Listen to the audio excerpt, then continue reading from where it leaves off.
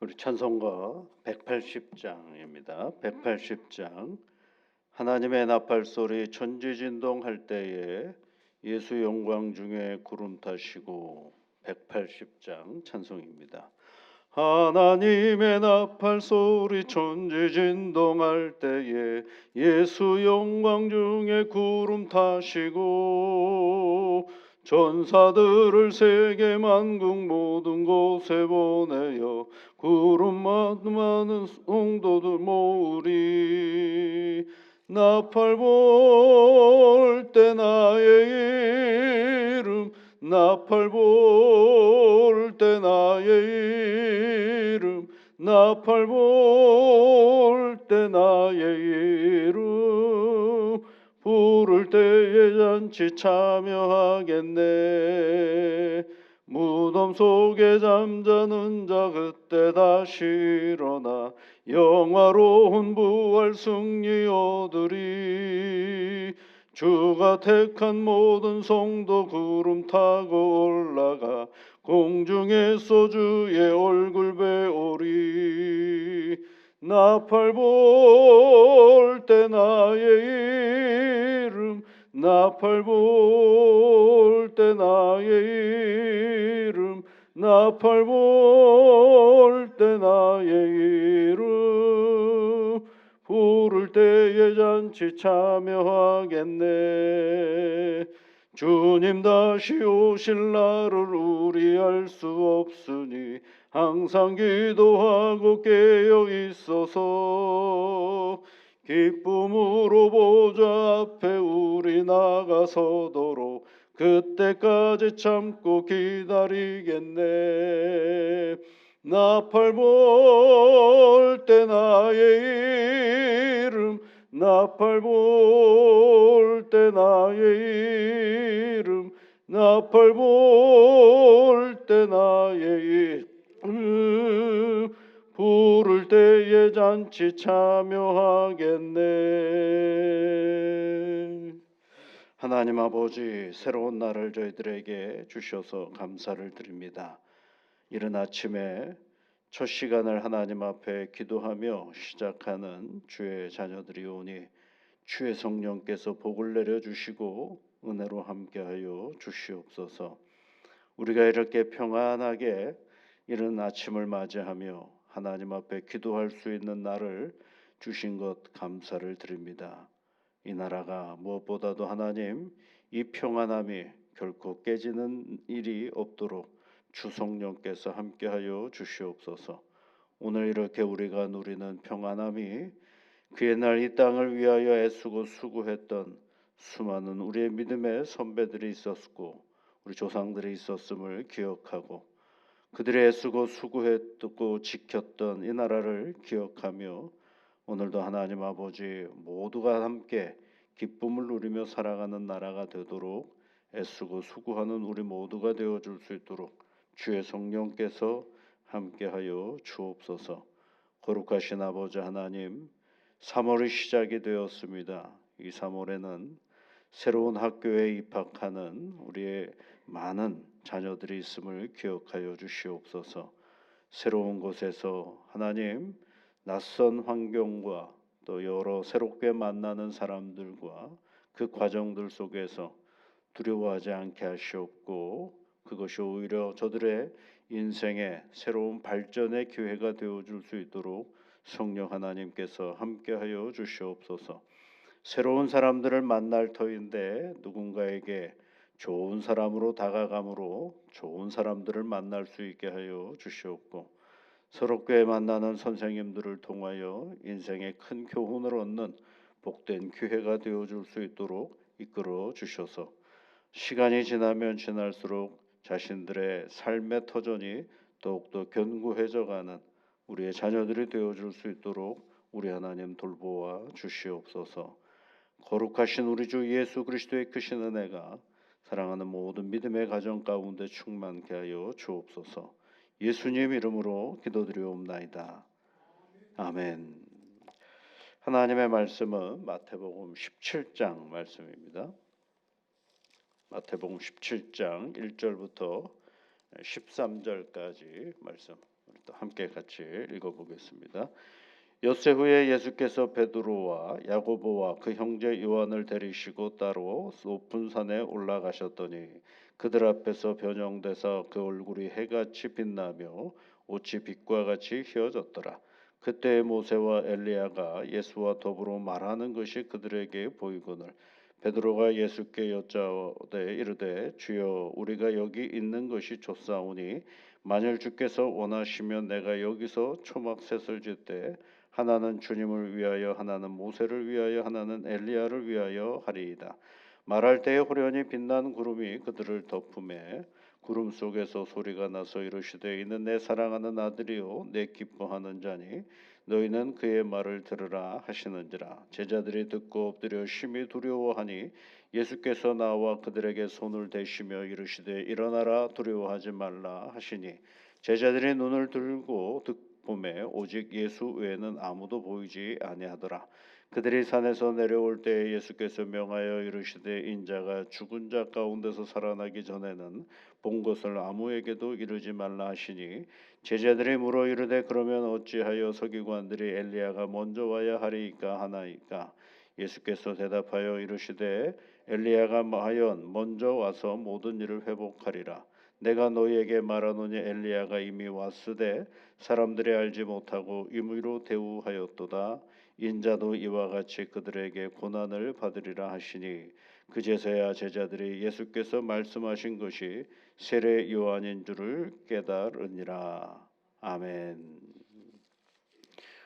오늘 말씀은 우리가 잘 아는 예수님께서 변화산에서 변형되셨다라고 되어 있는 말씀을 우리가 잘 알고 있습니다. 그래서 우리가 보통 이 본문의 말씀을 읽을 때에 베드로 이야기를 많이 하죠. 베드로가 초막셋을 지었다 그런 얘기를 이제 많이 하는데 그것보다 사실은 더 중요한 것은 예수님과 함께 만나는 그 모세와 엘리야 그리고 또 산에 관한 이야기를 해볼 필요가 있는 것입니다.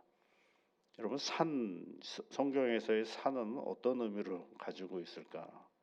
산이라는 말은 보통 산 그러면 성경에서의 그 신앙적인 의미는 하나님을 만나는 자리로 이해가 되어집니다. 그래서 여러분 산에 올라갔다라는 얘기는 누구와 대화를 하겠다라는 거예요. 하나님과 대화를 하겠다라는 그런 생각과 의지를 보여주는 장면입니다. 그래서 모세가 여러분 하나님을 만나러 시내산에 올라가죠. 그때 그 시내산에서 하나님의 음성 듣고 또 돌판을 받아오지 않습니까? 출애굽기 31장에 거기가 무슨 산이에요? 시내산이라고 얘기하죠. 여기에 등장하는 엘리야라는 인물도 역시 마찬가지죠. 엘리야는 어디서 크고 강한 바람 가운데서 지진 가운데서 하나님의 음성을 듣는 것이 아니라 아주 세미한 음성 속에서 하나님의 음성을 듣죠. 그 하나님의 음성을 들었던 산은 어떤 산이냐? 호렙산이라고 되어 있습니다. 그래서 열왕기상 19장의 말씀에 보면 그렇게 되어 있죠. 예수님도 여러분 하나님에게 내가 그 일을 감당해야 십자가의 길을 감당해야 하는가를 생각하면서 기도하셨던 거기도 이제 동산이라고 나오는데 거기 뭐라고 되어 있어요? 겟셋마네 동산에서 예수님께서 기도하시는 그런 장면이 있죠. 그러니까 이 산이라는 의미는 여기서도 이제 높은 산이라고 되어 있죠. 근데 이 높은 산 정도로 생각하면 좋은데 이게 어떤 산이냐 또 연구하시는 분들이 있어요. 어떤 산인지는 모르죠. 높은 산이라고 그랬으니까. 그러니까 어떤 사람은 그 예루살렘 주변에 있는 뭐 느보산이라고 하는 사람도 있고 뭐 헐몬산이라는 사람도 있고 그게 중요한 게 아니라 기도하러 어디로 가신 거예요? 주님은 산에서 가셨다라는 것입니다. 제자들도 데리고 산으로 갔다는 얘기는 또 뭐예요? 함께 하나님의 말씀을 듣고자 한 것이죠. 그러니까 예수님은 우리가 꼭 기억해야 할 것 중에 하나는 예수님은 당신이 무슨 일을 하려고 하실 때 꼭 기도하셨는데 그 기도하는 장소가 보통 산이었죠. 그러니까 하나님 앞에 내가 그 일을 해야 됩니까? 이 일을 감당해야 됩니까? 라고 물으실 때마다 하나님 앞에 나가 기도했던 우리 주님 모습을 보여주시는 거죠. 마찬가지입니다. 이 산에 있을 때 어떤 또 하나님의 음성을 듣기도 하지만 또 산에서 어떤 일들이 벌어졌느냐 하면 여기 오늘 등장하는 인물 가지고 보면 모세와 엘리야 얘기를 해보면요. 나중에 이제 신명기 마지막 장 부분에 가보면 하나님께서 모세가 가나안 땅에 들어가지 못하고 그 광야에서 죽을 것이다라고 말씀해 주시는 장면이 있죠. 죽음을 얘기할 때 그 장면도 어디냐면 느보산이라는 자리가 있으니까 모세가 죽음을 얘기할 때 모세의 죽음을 얘기할 때 느보산에서 얘기를 하죠. 엘리야 같은 경우는 죽지는 않았죠. 엘리야는 불말과 불병거를 타고 승천하는 장면이죠. 그 얘기를 할 때도 이 엘리야 얘기를 하고 있습니다. 그러니까 여러분 예수님이 변화되시는 장면에서 모세가 있고 엘리야가 있다라는 얘기는 예수님의 두 모세와 엘리야가 다 누구의 음성을 들으려고 애를 썼던 사람이에요? 하나님의 음성을 들으려고 애썼던 사람. 그리고 그 산에서 하나님으로부터 죽음을 들었던 그런 예고를 들었던 사람들 이야기죠. 그러니까 예수님이 이 산에서 이 두 사람과 함께 있는 장면을 베드로가 볼 수 있었던 건 뭘 얘기하려고 하는 걸까요? 예수님의 하나님의 음성 듣기와 더불어서 그 하나님의 음성이 뭐예요? 죽음을 얘기하려고 하시는 그런 말씀인 것을 알 수가 있는 것이죠. 그 다음에 이제 또 하나 우리가 여기서 생각해 볼 것은 호련히 구름 가운데 이런 표현이 있죠. 호련히 빛난 구름이 그들을 덮음에 5절 말씀에 있죠. 호련히 빛난 구름. 또 성경에는 산과 더불어서 구름이라는 단어가 굉장히 많이 나오죠. 구름이 뭐예요, 여러분? 구름이 보통 이제 이 호련히 빛난 구름, 아주 신비로운 구름 얘기할 때 히브리어로는 쉐키나라고 하는데 이스라엘 사람들은 이것을 어떻게 표현을 했느냐라고 할 때 전능하신 하나님의 영광이라고 되죠. 전능하신 하나님의 임재를 얘기할 때 구름을 얘기하는 것이죠. 그래서 여러분 출애굽기 때 보시면 하나님께서 이스라엘 백성들을 이끌어 가실 때 어떻게 이끌어 가셔요? 구름 기둥으로 이끌어 가신다라고 얘기를 하죠. 그리고 이제 하나님이 모세에게 명령하여서 성막, 회막을 짓지 않습니까? 구약 성경에 쭉 보면은요. 그럴 때 그 성막이 다 만들어졌을 때 어떤 현상이 있느냐면 구름이 회막을 덮이고 여호와의 영광이 성막에 충만하였다라고 되어 있어요. 그게 뭐야? 하나님이 임재하시는 그 현상을 호련히 빛난 구름이라고 표현되어져 있는 거예요. 출애굽기 40장에 있죠. 앞서 말씀드린 것처럼 시내산에서 모세가 두 돌판을 받을 때 하나님의 율법을 받을 때에도 그때 구름 가운데서 하나님이 강림하셔서 이런 표현이 있죠. 솔로몬이 성전을 다 만들고 성전 헌당식을 할 때에도 제사장이 성소에서 나올 때 구름이 여호와의 전에 가득하였다라고 되어 있어요. 그러니까 이 구름은 뭐예요? 하나님의 임재, 하나님의 인도하심을 이야기하는 것입니다. 그러니까 예수님이 변화산상에서 모세와 엘리야 그리고 호련히 빛난 구름이 함께 했다라는 얘기는 이 모든 일들이 하나님께서 이끌어 가시는 인도하시는 일이요.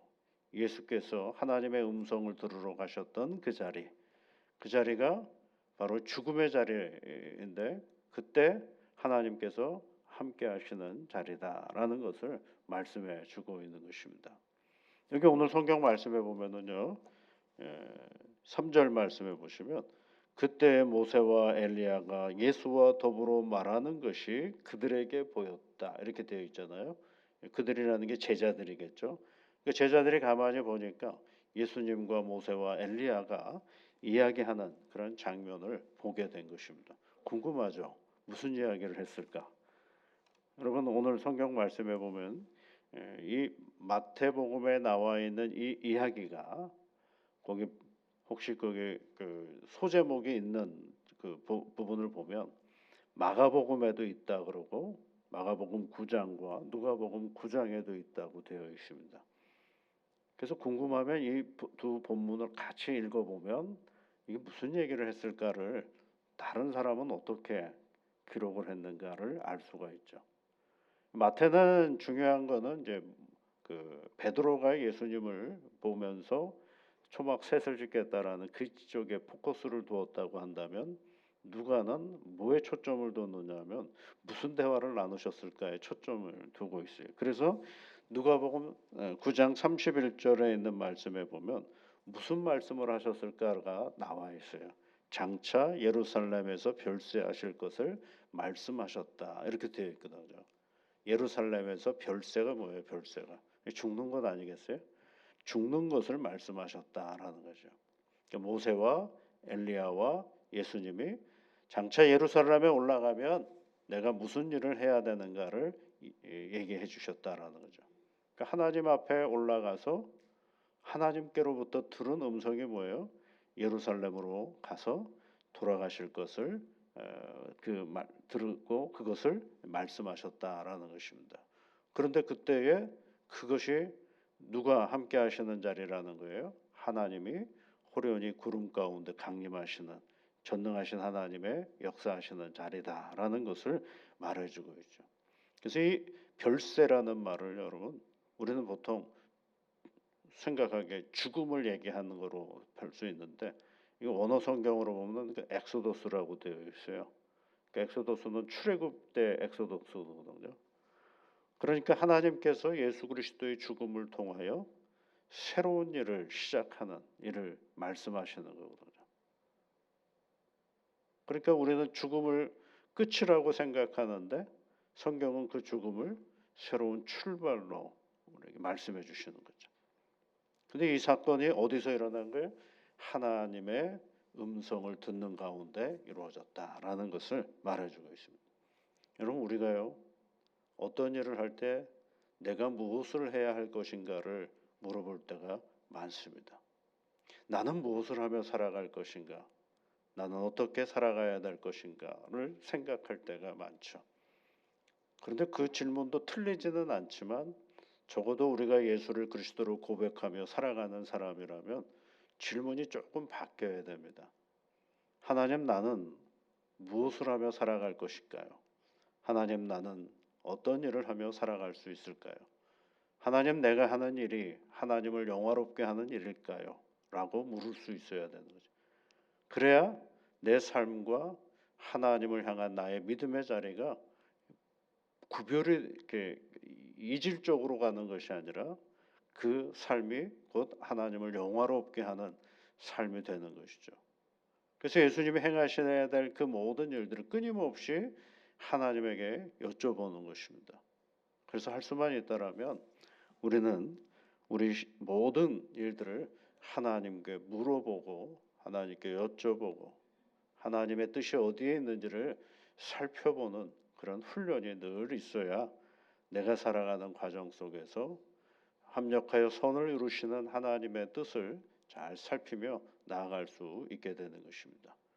오늘 주님이 모세와 엘리야와 함께 했던 것처럼 우리가 하나님께로 나아가면 하나님께서 우리와도 함께 하시고 또 성경의 인물들을 우리에게 보내어 주셔서 우리도 예수님과 같이 모세와 엘리야와 함께 우리가 무슨 일을 해야 되는지를 듣고 그리고 또 물어보는 그런 삶의 자리를 통하여 하나님께 영광을 돌리고 또 우리 삶에 참된 기쁨을 누리며 살아가는 그런 새날이 되시기를 주의 이름으로 축복합니다.